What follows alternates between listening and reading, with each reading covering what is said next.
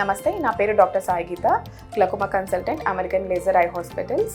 ఈరోజు మనం congenital glaucoma గురించి తెలుసుకుందాము.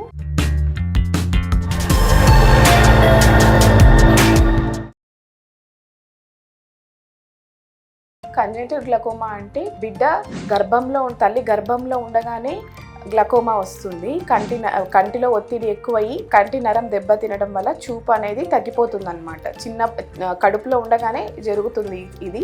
ఎలాంటి వాళ్ళకి వస్తుంది అంటే, ఇంట్లో తరతరాలుగా మేనరికం చేసుకుంటూ ఉంటారు. 2-3 తరాలు మేనరికం అయిన తర్వాత 4వ తరం కూడా మేనరికం చేసుకుంటే అలాంటి పేరెంట్స్కి ఇలాగా గర్భంలో ఉండగానే బిడ్డకి కంజెనిటల్ గ్లకోమా అనే కండిషన్ వచ్చే అవకాశం ఎక్కువ ఉంటుంది.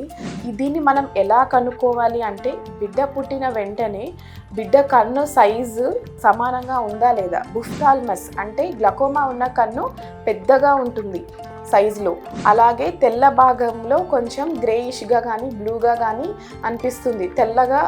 కంటి తెల్ల భాగం తెల్లగా కాకుండా బ్లూ కానీ గ్రే కలర్లో కానీ కనిపిస్తూ ఉంటుంది. అలాగే 2 కళ్ళల్లో సైజు వ్యత్యాసం కూడా ఉంటుంది.